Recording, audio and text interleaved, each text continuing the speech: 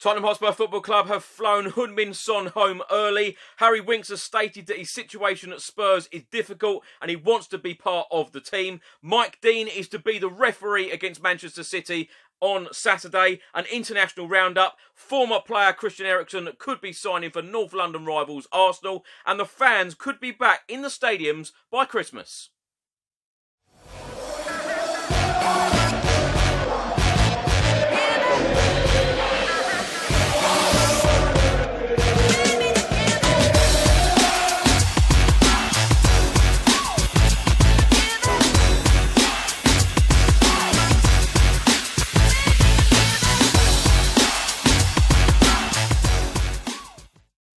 Welcome back to another video. Hope you're all keeping safe and well. Today's Tuesday, the 17th of November. I'm going to go through all of the Tottenham news, all of the rumours and all of the reports from the last 24 hours. Let's start with some good news. A report out this evening by the Evening Standard, and it states that Heung-min Son flies back early ahead of this weekend's visit of Manchester City. The forward was forced to self-isolate following a coronavirus outbreak in the South Korea squad, saw 5 players test positive. Heung-min Son returned a negative test and joined the 19-man squad to face Qatar in a friendly on Tuesday, in which Son assisted 1 goal in the 2-1 win. The squad were due to fly back to their respective domestic clubs on Wednesday, but Spurs reportedly had other ideas. Spurs were keen to get their player back to England as soon as possible and laid on a private jet for the forward, who has 10 goals in 13 games this season. Heung-min Son on Tuesday afternoon posted a picture of himself at the airport, with the game in Austria finishing around 3 p.m. ahead of taking a flight. Spurs welcome City to N17 on Saturday evening, looking for a win which could take them top of the Premier League.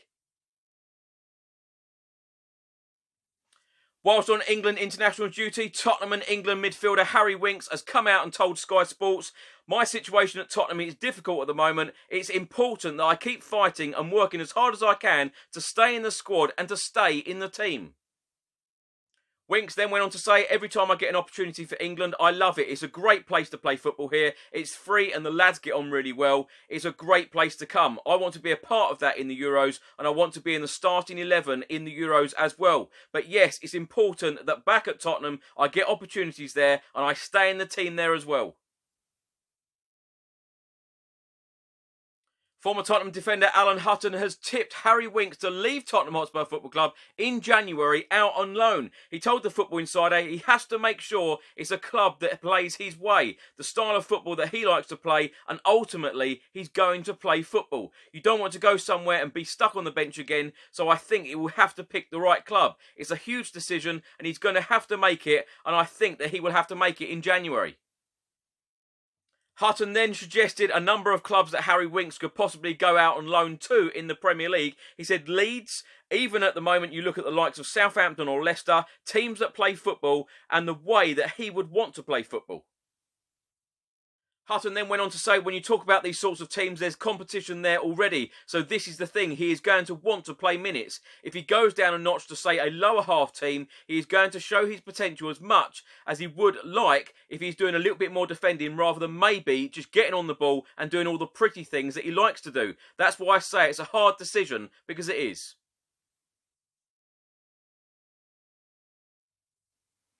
Edson Fernandez, who is the father of Tottenham midfielder Edson Fernandez, has come out and told the Portuguese media that he is very unhappy about his son not getting game time at Spurs under Jose Mourinho this season. He said, "My wish for him to play, whether at Benfica, Sporting, FC Porto or another team. He went to Tottenham Hotspur to play because at Benfica he also played very little. Going there not to play is sad." Tottenham's next Premier League game is, of course, this Saturday coming, 5:30 kickoff at the Tottenham Hotspur Stadium against Manchester City. The referee has been announced now for this game, and I'm afraid to say it is Mike Dean. I know a lot of people will groan about that. Manchester City also are expected to have back Sergio Aguero, Fernandinho and Benjamin Mendy for the game against Spurs. Earlier this morning, Good Morning Britain presenter Piers Morgan was talking to Harry Kane, of course the Tottenham superstar and England captain. He asked him about playing for Arsenal during his younger days as a kid, and Harry Kane replied with, "Well, I played at Arsenal when I was younger, and unfortunately for them, they let me go. I've been at Tottenham since I was 11 years old, and I'm reaping the rewards of that now." And then Piers Morgan said, "Are you itching to go back to your roots?" And Harry Kane replied, "Absolutely not. No, we're in a good spot at the moment, so I'm happy." Earlier today, TalkSport released this table and it shows that Tottenham have lost the least games since games have been played behind closed doors without the fans. We have played 17 matches, we've won 10, drawn 5 and lost 2, scored 33 goals, conceded 16 and we have 35 points. If you were to put it in a league table, Tottenham would be second based on games behind closed doors.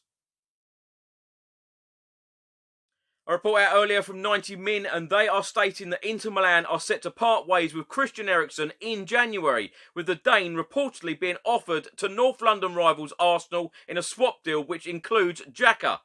Eriksen has produced few moments of magic since his £17 million move to Inter Milan at the start of the year and is yet to convince manager Antonio Conte at the San Siro.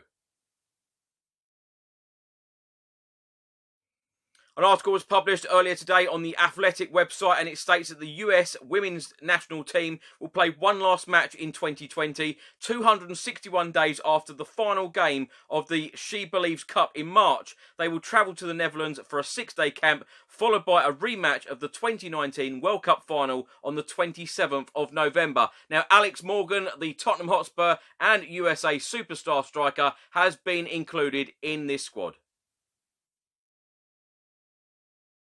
Quite a few Tottenham Hotspur players involved in international duty on Tuesday. Hugo Lloris and Moussa Sissoko both played a full 90 minutes for France in their 4-2 win against Sweden in the UEFA Nations League. Heung-min Son played for South Korea in their 2-1 win against Qatar in their friendly. Heung-min Son grabbing another assist for his country. Davinson Sanchez played for Colombia in their defeat against Ecuador in their World Cup qualifier, and Serge Aurier captained Ivory Coast in their 1-1 draw against Madagascar. It was a great evening for the England under-21 team. They beat Albania under-21s 5-0. Oliver Skipp played 76 minutes for the England under-21s. He also grabbed an assist in the game for England's third goal, and Brandon Austin was an unused sub. A report out earlier today by BBC Sport and they are stating that the government is exploring the potential for fans to return to sports venues in some parts of England as early as next month. According to sources, Prime Minister Boris Johnson privately indicated to MPs on Monday that reopening turnstiles as soon as possible was a personal priority. The report then goes on to say that the Department for Digital, Culture, Media and Sport is working on allowing fans into stadiums into areas where rates of infections are deemed significantly low, possibly before Christmas. Sports had previously been told to brace themselves for the threat of having no crowds until April 2021. On Tuesday, the government said it had held constructive talks with football leaders on the return of fans, along with issues such as governance reforms, financial sustainability and greater diversity. Culture Secretary Oliver Dowden, who hosted a 90-minute virtual Future of Football Summit, said, "I want to work together with football to try and make progress on important issues for the game's long-term future. Discussions to continue as we start our fan-led review of governance." As it is still the international break and England are playing again on Wednesday evening, courtesy of William Hill, they have got an exclusive interview with former Tottenham and England goalkeeper Paul Robinson on his thoughts on what it was like being England's number one between 2003 and 2007. Just tell us a little bit about the pressures of being England's number one. I mean, that comes across as one of the toughest jobs in football, that. It is a tough job, yeah. I mean, because, you know, when you get there, it's fantastic and it's your career aim and everybody wants to be England's number one. But the pressure that comes with it, all of a sudden, you're scrutinised. As a goalkeeper, you scrutinise yourself on a daily, on a weekly basis with goals that go in. Every goal that goes in, you feel you could do something about it. Whether it was 2 minutes before the goal went in that you threw the ball to the left back and you maybe shouldn't have done it, and that's why the ball came through or whether it was a direct mistake, what you did. You scrutinise that yourself. But when you become England's number one, everybody else scrutinises it as well. And everybody in the press, everybody in the media. And it's even worse now with the cameras. You can't get away with doing anything, and everybody is an expert and everybody has an opinion. So there's a different kind of mentality that comes with that now. When I made that mistake in Croatia with England, or call it mistake or just a fluke, whatever you want to call it, the backlash after that hit me, it knocked me for 12, 18 months. And that's confidence, that's been a person, and that's been able to rise above that. And that's something that, having never experienced it, and you won't until you're in that position, something like that happens. And when you give people ammunition to shoot you down, they'll take it.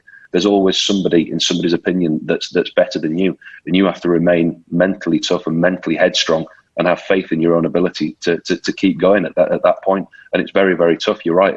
And until you're there at the top of the game, it's like anything. When you're at the top, you have to work even harder to stay there. Thanks for watching today's video. I hope you enjoyed it. Please do put all of your thoughts and comments in the comment section below on everything I've spoken about in today's video. If you don't subscribe to the channel already, please do hit that subscribe button. And I will see you tomorrow for another Tottenham news video. Until then, stay safe and well, and come on you Spurs.